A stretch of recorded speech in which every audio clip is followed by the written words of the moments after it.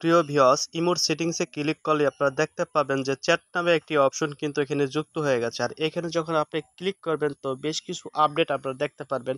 আপনারা সকলে জানেন ইমোর প্রত্যেকটা আপডেটের ভিতরেই কিন্তু আকর্ষণীয় কিছু থাকে, গুরুত্বপূর্ণ কিছু থাকে। তো আজকের ভিডিওতে তাই রয়েছে। তো এই ভিডিওতে আমি আপনাদেরকে দেখাবো তো এই অপশনগুলো আসলে কিভাবে ইউজ করতে হবে, কিভাবে আপনাদের ব্যবহার করতে হবে, কি জন্য দিয়েছে। তো বন্ধুরা, আপনাদেরকে রিকোয়েস্ট করবো যে আজকের এই ভিডিওটা দেখতে দেখতে যদি ভালো লেগে যায় তো ভিডিওতে একটা লাইক করে দিবেন। ভালো না লাগলে কিছু করার দরকার নেই।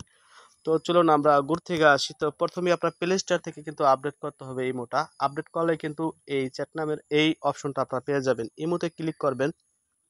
ইমোতে ক্লিক করার পর ইমোর যে প্রোফাইল রয়েছে প্রোফাইলে ক্লিক করবেন।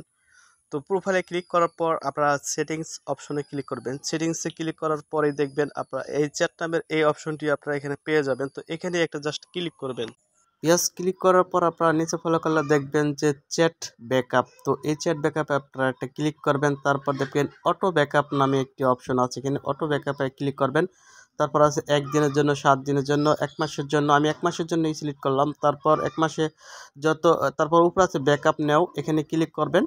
তারপর দেখবেন আপনার মোবাইলে যতগুলো জিমেল আছে একটা যেকোনো একটা জিমেলের উপরে আপনি সিলেক্ট করবেন। ওই জিমেলে আপনার বন্ধুর সাথে আপনি ইমুতে সবার সাথে আপনার যত পিক কিংবা ভিডিও লেনদেন করবেন ডিলিট করে দিলেও আপনি এখানে ব্যাকআপ পেয়ে যাবেন। ঠিক আছে, এই জিমেলে আসলেই কিন্তু পেয়ে যাবেন যাবতীয় সব কিছুই আপনারা পেয়ে যাবেন চ্যাট হিস্টোরি। তারপর দেখবেন অ্যাড হয়ে গেছে। তারপর নিচে যে লিখবেন কন্টিনিউতে একটা ক্লিক করবেন। নিচে যে কন্টিনিউতে এই দেখেন যে কন্টিনিউ, এই কন্টিনিউতে যদি একটা ক্লিক করেন দেখবেন আপনার অটোমেটিকলি সেভ হয়ে যাবে। ঠিক আছে, তো দেখুন এই চ্যাট ব্যাকআপে ক্লিক করলে আপনার জিমেলটা দেখবেন এখানে অ্যাড হয়ে গেছে। তো এখন আপনার সেভ হয়ে গেছে। এখন আপনি যত ভিডিও কিংবা ছবি আপনাকে যদি কেউ পাঠিয়ে থাকে, আপনি পাঠিয়ে থাকেন, সেগুলো যদি ইমো থেকে ডিলিট করে দেন তারপর আপনার জিমেলে গেলে কিন্তু ব্যাকআপ পেয়ে যাবেন।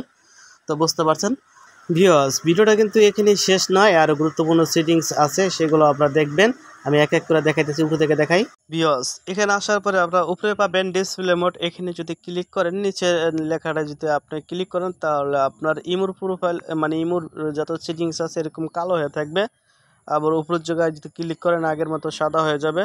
বুঝতে পারছেন তো। তারপর আছে অটো সেভে যদি ক্লিক করেন দেখবেন দুটো টিকমার্ক দেওয়া আছে। এই টিকমার্ক দুটো দেওয়া থাকলে আপনার ইমোতে ইমো অ্যাকাউন্টে কন্ট্যাক্ট লিস্টে কন্ট্যাক্টে যদি কেউ আপনাকে ভিডিও কিংবা ছবি পাঠায়, ছবি পাঠাইলে সেইগুলোর উপরে যদি আপনি আঙুলটা ট্যাপ করেন দেখার জন্য, তাহলে কিন্তু অটোমেটিকলি ডাউনলোড হয়ে আপনার গ্যালারিতে চলে যাবে। আপনি যদি চান আমার অটোমেটিকলিভাবে ডাউনলোড না হোক তাহলে কিন্তু এই টিকমার্ক দুটো আনটিক করে দিতে হবে।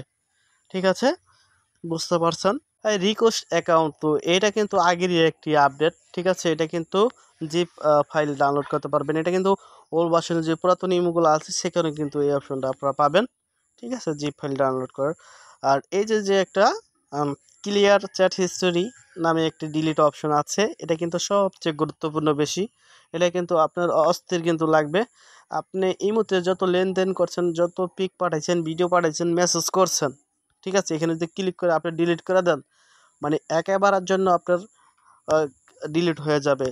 মানে আপনি যাকে পাঠাইছেন তার ওখান থেকেও ডিলিট হয়ে যাবে, আপনার এখান থেকেও ডিলিট হয়ে ইমোটা এরকম সাদা হয়ে থাকবে। আপনার কন্ট্যাক্ট লিস্টে কেউ থাকবে না। নতুন করে কন্ট্যাক্ট লিস্টে টানার জন্য এখানে ক্লিক করে আপনি যাকে যাকে খুঁজেন ওকে এখান থেকে আপনি খুঁজে খুঁজে এইভাবে আপনি নতুন করে আবার অ্যাড করতে হবে। ঠিক আছে, বুঝতে পারছেন। আর যত যা পাঠাইছেন একবারে ডাটা ক্লিয়ার হয়ে যাবে। আপনার ইমো নতুনভাবে ফ্রেশভাবে আবার চলবে, কারণ ইমোর জামটা থাকবে না।